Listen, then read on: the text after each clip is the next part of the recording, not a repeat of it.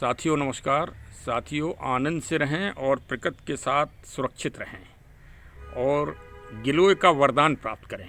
घर घर इस गिलोय जो अमृता के नाम से ही जानी जाती है, तो इसका वरदान प्राप्त करें, मैं तो ये कहूँगा। और अवश्य अगर आपके घर में ना लगा हो ये पौधा, ये बेल रूपी ये होती है, तो अवश्य घर में लगाइए। और यद्यपि ये इसका विकास बहुत जल्दी ये बढ़ती है, तो उसके लिए ये कर लीजिए कि देखिए भाई, मैंने तो प्रयास ये किया है कि ये नीम का पौधा मैंने लगाया है गमले में, काफ़ी स्वस्थ हो गया। और इसी में मैंने मई जून के महीने में कटिंग के द्वारा ये लगाया थी। देखिए, कटिंग के द्वारा ही ये वेल डेवलप्ड हो गया है। अब ये इसी में अपना रन करती रहेगी और हम इसको काट के इसका उपयोग भी करते रहेंगे। और इसका तो भाई स्वस्थ भी हैं अगर आप, और आगे कोई व्याधि ना लगे तो इसका उपयोग करते रहिए भाई। अगर आपके पास ज़्यादा बड़ी मात्रा में नहीं है तो सप्ताह में एक बार कर लीजिए, 15 दिन में एक बार कर लीजिए। लेकिन अगर आपको स्वस्थ रहना है तो इसका उपयोग करिए, क्योंकि कितनी इसकी तारीफ की जाए, इम्यूनिटी इंग्लिश में बताया जाए, प्रतिरोधक क्षमता हिंदी में बताया जाए, शारीरिक सौष्ठव, और विशेषकर जो एथलीट और नए ऊर्जावान लड़के हैं, बहुत रात दिन पढ़ रहे हैं, कंप्यूटर में काम कर रहे हैं और उनकी इम्यूनिटी बहुत ज़्यादा खर्च हो रही है, उनके लिए तो ये समझिए कि ये अमर तत्व है। और अब चलिए पहले इस पर तो वार्ता करेंगे तो पूरा दिन कम पड़ जाएगा। इसकी जितनी बड़ी गुणवत्ताएं हैं और जितनी वो हैं, और ये मैं पहले भी कहता आया हूँ, किसी विषय, किसी वस्तु, किसी वृक्ष के अगर उसकी गुणवत्ताओं को जानना है तो उसके इतिहास को जानिए। और इतिहास के जानने के लिए अपने पुराने ग्रंथों को पढ़िए, पुराने स्मरणों को सुनिए, तो स्पष्ट हो जाएगा। वो आप गिलोय के बारे में भी सुन सकते हैं। तो गिलोय के बारे में तो भाई अब इसका नाम ही अमृता है, तो अमृता नाम क्यों है, पहली बात तो ये जान लें। देखिए, सबसे बड़ी बात यह है कि यदि किसी पौधे की लकड़ी को, डंडी को या डाली को आप काट के अगर अलग कर देंगे तो वो मतलब ख़त्म हो जाएगी कुछ दिनों में। या तो आप बहुत जल्दी उसको लगा दें, 5 दिन में, 6 दिन में लगा दें, तो उसमें जीव का अंश रहेगा, वरना जो है वो ख़त्म हो जाएगी। लेकिन अमृता, ये गिलोय एक ऐसी चीज़ है, दुर्लभ चीज़ है कि इसको अगर आप ये कटे हुए देखिए, करीब 1 सप्ताह हो गया, ठीक है, और अभी ये सूख जाए पूरी तरह से एकदम, आप ये समझिए कि आप ये एकदम, अभी तो ये कुछ हरी है, देखिए हरी है ये, लेकिन ये सूख जाए बिल्कुल, आप ये समझिए कि ये एकदम बेकार हो जाए। फिर भी अगर आप इसको पानी में 2 दिन डालें और 2 दिन के बाद फिर इसकी कटिंग लगा दें, तो आप ये समझिए कि ये हरी हो जाएगी। ये इसका जैविक गुण है, ये इसका रासायनिक गुण है। इस गुण को समझिए, इस कारण इसका नाम अमृता पड़ा है। और किसी भी अवस्था में लगा दीजिए, किसी भी तरह की मिट्टी में लगा दीजिए, वहीं ये अपने तत्व को ले लेगी। विशेषकर मई जून में इसकी कटिंग लगाई जाती है। ये मैंने जो लगाई है कटिंग, ये मई जून में लगाई है।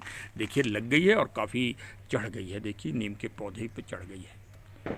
और भाई, नीम के पौधे पे चढ़ी हुई गिलोय, तो आप ये समझिए कि वास्तव में अमृत है। और इस समय डेंगू, चिकनगुनिया, डायबिटीज़ और कितने रोगों के लिए बताएं, लेकिन विशेषकर डेंगू के लिए बताए दे रहे हैं, क्योंकि डेंगू इस समय पूरे आसपास क्षेत्रों में काफ़ी बड़ी तादाद में फैला हुआ है।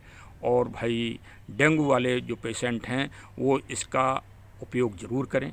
कुछ नहीं, एक आपको उपयोग में ये करना है कि इतनी बड़ी डंडी आप प्रतिदिन इसके छोटे छोटे पीस कर लीजिए और इसको कूट लीजिए मिक्सी में, चाहे उसको कर लीजिए, चूर्ण कर लीजिए, और रात में इसको पानी में पहले काट के छोटे छोटे पीस करके रात में इसको मिक्सी में डाल दीजिए साधारण पानी में, और सुबह चाय की तरह इसको गर्म पानी मिलाइए, उसमें 4-5 लौंग डाल दीजिए, काली मिर्च डाल दीजिए।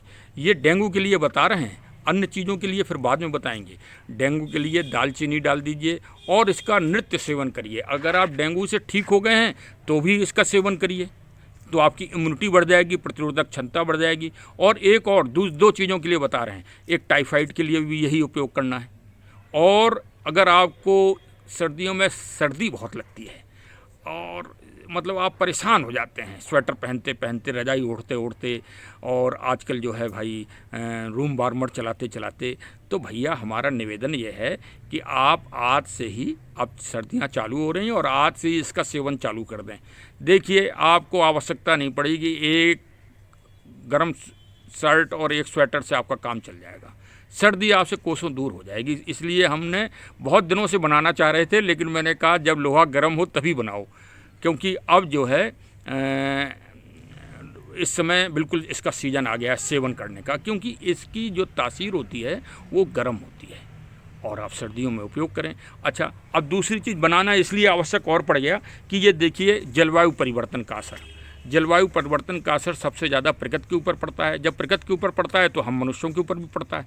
और भाई अब जलवायु सम्मेलन के लिए विश्व पूरा जागरूक हो रहा है, जगह जगह सम्मेलन हो रहे हैं, तो अपने आप को आप चेंज करिए। देखिए प्रकृति, ये आप कुछ दिनों के बाद आप इसे पहचान ही नहीं पाएंगे कि सर्दियों में, क्योंकि दिसंबर नवंबर से इसके पत्ते पीले पड़ जाते हैं और गिर जाते हैं। सिर्फ इसकी ये ही तना ही तना रहेगा तो आप पहचान नहीं पाएंगे।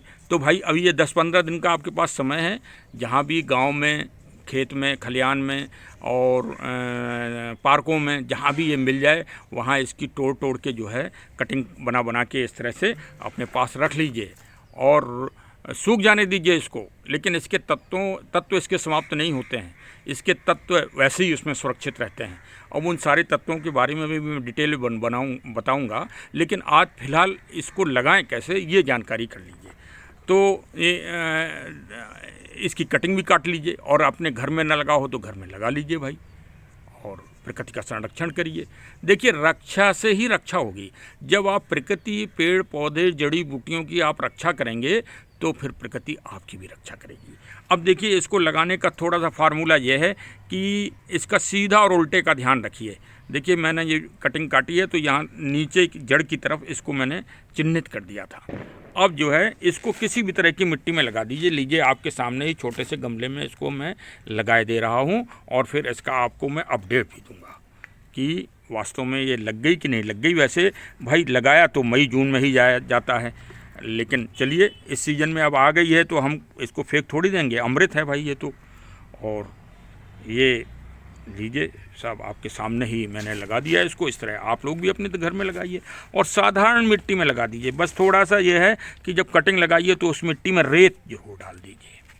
रेत अगर आपके पास भी ना हो तो फिक्र मत करिए, आप साधारण मिट्टी में लगा दीजिए। यदि कोकोपीट आपको उपलब्ध हो जाए तो कोकोपीट के थोड़े अंश डाल दीजिए और पानी ज़्यादा मत डालना, बस ये पानी थोड़ा, क्योंकि फिर इसका तना गल जाता है। और सर्दियों में आप इसको कहीं भी रख दें इस समय, चाहे, क्योंकि अब हल्की तेज़ धूप में ज़्यादा तेज़ धूप नहीं होगी, इसको बाहर भी रख दीजिए। 15-20 दिन के अंदर इसमें पत्ते आ जाएंगे। मैं आपको इसका अपडेट जरूर दूँगा। और ये देखिए भाई ये प्रमाण ये है कि मैंने खुद लगाई है और फर्स्ट क्लास कटिंग लग गई है, तो आप लोग भी लगाइए।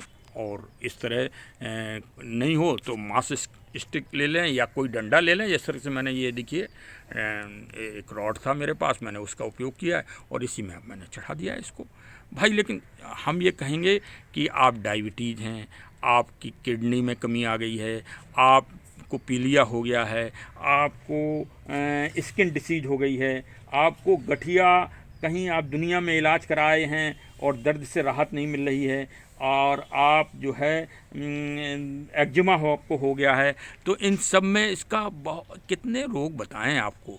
लेकिन कुछ मैं कल आपको मैं इसका जो है जूस सूप बना के दिखाऊंगा आपको, और फिर उसकी मैं आपको तासीर बताऊंगा कि डायबिटीज़ में क्या चीज़ डालें और अन्य चीज़ों में आप क्या चीज़ डालें और क्या चीज़ का सेवन करें। फ़िलहाल डेंगू के लिए आप ये करें कि इतनी बड़ी लकड़ी को रोज़ इसको कूट के रोज़ उपयोग करें, उसमें लौंग डाल लें और काली मिर्च डाल लें और काला नमक डाल लें। थोड़ी कड़वाहट होती है तो भाई अब दवा तो दवा ही है, तो ये ज़रूर उपयोग करिए और फिर इसको लगाइए, मैं तो यही कहूँगा।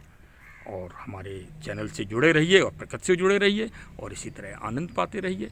और इसके अभी आध्यात्मिक महत्व और भी महत्वों के बारे में मैं बताऊँगा, तो आप मेरे चैनल को सुनते रहिए। और चलिए साहब, बहुत बहुत धन्यवाद। हमारे चैनल में आप सभी का बहुत बहुत स्वागत है। हमसे जुड़े रहिए। Thank you.